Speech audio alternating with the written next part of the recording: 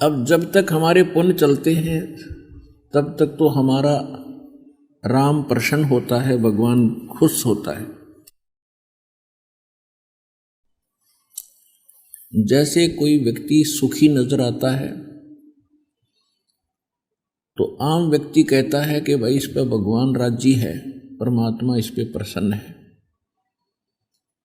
और जो दुखी व्यक्ति होते हैं वो स्वयं ही कहते हैं कि हमारा राम रुष्ट गया, हमारा भगवान रुष्ट हो गया। कारण क्या है कि जब तक हमारे पुण्य चलते हैं, शुभ कर्म चलते हैं, तब तक हमें कोई आपत्ति नहीं आवेगी।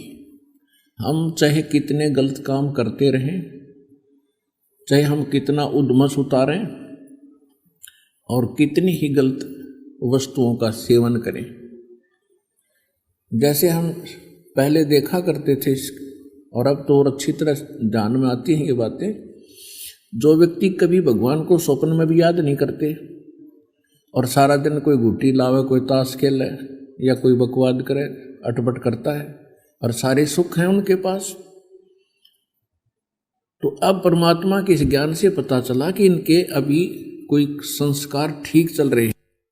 और जब उनके ऊपर आपदाएं आने लगी, एक से एक बढ़कर उन पर आपत्ति टूटी। लेकिन उस समय हमें यह ज्ञान नहीं था कि अब ये दुखी क्यों हो गए। अब पता चला कि हमारा जो प्रारब्ध बनता है एक जीवन का, मनुष्य का जो जीवन निर्धारित किया जाता है, वैसे तो प्रत्येक प्राणी का ही, तो उसमें पुण्य और पाप दोनों ही का योग किया जाता है। जिनके संचित कर्म वो हैं जो युगों युगों से आप जी करते आए हो, और वो आपके दो अकाउंट खुले रहते हैं, एक बैड अकाउंट, एक गुड अकाउंट। बैड अकाउंट में ये सब पाप इकट्ठे लिखे जाते हैं और गुड अकाउंट में आपके पुण्य और भक्ति कर्म नोट होते हैं। जिनके संचित कर्मों में पुण्य अधिक हैं और पाप भी पैरेलल हैं ही, तो उनकी एवरेज ली जाती है। जैसे 20% पुण्य ले लिए, 20% पाप ले लिए। जब पाप जिसके लाख हैं तो अपने आप बहुत घने होंगे, और पुण्य थोड़े हैं तो 20% में थोड़े ही पुण्य आएंगे। तो जब तक हमारे पुण्य चलते हैं तो हम सोचते हैं हम सुखी हैं और भगवान हमारे ऊपर प्रसन्न है। और जब हम दुख का सामना करते हैं तब आम व्यक्ति भी कहते हैं कि इनके साथ बहुत बुरी बन रही है, और वो खुद कहते हैं कि हमारा राम रूठ गया, हमारे भाग फूट गए। अब जैसे कोई जंगल में, खेतों में कार्य कर रहा है और एक घड़ा पानी का भर ले गया, जब तक उस घड़े में जल है उसको कोई प्रॉब्लम नहीं, प्यास लगी गट गट 2 गिलास पी लिए। और जब वो घड़ा खत्म हो गया, यानी जल खत्म हो गया, घड़ा खाली हो गया, तो फिर उसको आपत्ति का सामना करना पड़ेगा, प्यास लगेगी।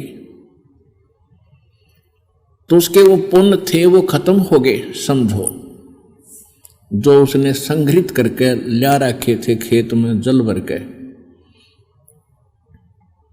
अब वो फिर क्या करता है, उस घड़े को फिर से भरने के लिए कहाँ जाता है, या कुआं तलाशता है या किसी हैंडपंप की खोज करता है। अब वहां जाकर के हैंडपंप या कुएं से वो फिर से उस घड़े को भर लेता है, तो आपत्ति आती है। तो उसका क्या इलाज है, जैसे गुरु गोविंद दोनों खड़े काके लागू पाए, बलिहारी गुरु अपना जिन गोविंद दियो मिलाए। कबीर हरि जय रूठ जा, गुरु की शरण में जावे, कहें कबीर गुरु रूठ गए तो हर ना करे सहाय। अब फॉर एग्जाम्पल, उदाहरण के लिए, गुरु जी को समझो हैंडपंप। सतगुरु जो होंगे उनका कनेक्शन, उनका संपर्क उस सुखदाई परमात्मा से होता है। जैसे हैंडपंप का निचला हिस्सा उस शीतल और मीठे जल में होता है, और उस हैंडपंप के पास आप जाओगे तो हैंडपंप से आप अपना फिर वो खाली घड़ा भर लीजिए। कबीर हरि जय रूठ जा, गुरु की शरण में जावे। यदि आपके पुण्य रूपी घड़ा खाली हो गया तो फिर सतगुरु के पास जाना पड़ेगा। वो हैंडपंप है उन पुण्यों को से आपका फिर से घड़ा भरने के लिए। अब कहते हैं, कबीर साहब कहते हैं कि गुरु गोविंद दोनों खड़े और काके लागू पाए, बलिहारी गुरु आपना जिन गोविंद दियो बिलाए। अब ये कैसे बोला परमात्मा ने? इसलिए बोला कि जैसे एक तरफ तो घड़ा भरा है पानी का और एक तरफ खड़ा है हैंडपंप। हैंडपंप इज गुरु, और घड़ा पानी का जो भर दिया वो समझ लो जल है राम, यानी जो हमें राहत दे, सुख दे। तो वो जल आपको, घड़े का जल आपका राम है और हैंडपंप गुरु है। तो यहां परमात्मा कहते हैं गुरु गोविंद दोनों खड़े। अब किसको काके लागू पाए?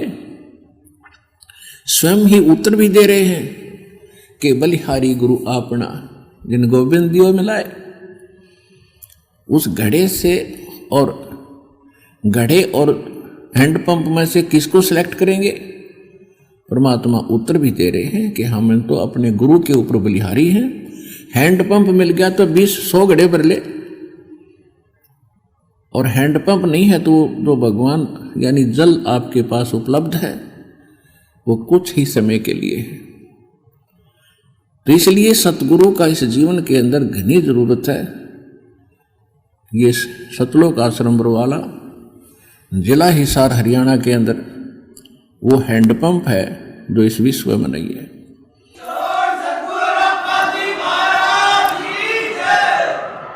जो आपको राम मिला दे और जो आपके खाली घड़े को पुनः से फिर से भर दे, इस विश्व में वो प्रक्रिया है ही नहीं जो ईशदास के पास है। अब क्या बताते हैं परमात्मा?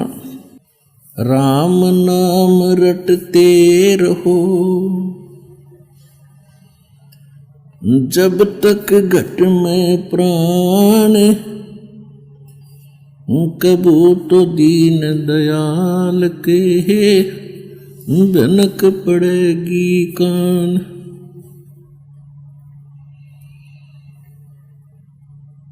राम रटत कोड़ी भलो, चू चू पड़ जो चाम, वो सुंदर शरीर किस काम का, जा मुख नाही नाम। राम रटत निर्धन भलो, टूटी घर की छान, वो सुंदर महल किस काम के, जा भक्ति नहीं भगवान। राम रटत कन्या बली, साकेट भलो न पूत, जैसे छेरी के गल में गलथना, जिसमें दूध न मूत। परमात्मा कहते हैं कि राम रटत कोढ़ी भलो, कोढ़ी जिसके चाम भी कट कट के गिर रहा हो, और जो सुंदर शरीर वाले हैं वो भक्ति नहीं करते, वो अपना जीवन व्यर्थ कर रहे हैं। अपने आत्माओं, ये शरीर न तो सदा किसी का रहा है ना रहेगा। इस बात से सभी परिचित हैं, लेकिन दृढ़ता नहीं है। इसके ऊपर हमारे दिमाग की सुई टिकती नहीं है। कभी विशेष आपत्ति होती है, कोई किसी की दुर्घटना या वैसे मृत्यु देख लेते हैं, कुछ क्षण के लिए हम भी थोड़े चिंतित होते हैं, उसके बाद फिर से मिट्टी गिर जाती है हमारी सोच के ऊपर। तो उसके लिए सत्संग में आने से वो ज्ञान फिर से होता है, ताज़ा होती है वो याद, जिन कारणों से हम विचलित हैं, भ्रमित हैं, और जिनके भूल जाने से हम गलतियां बहुत करते हैं, तो वो यहाँ याद दिलाई जाती है। सतगुरु के दरबार में जाइयो बारंबार, भूली वस्तु लखा देवें हैं सतगुरु दातार।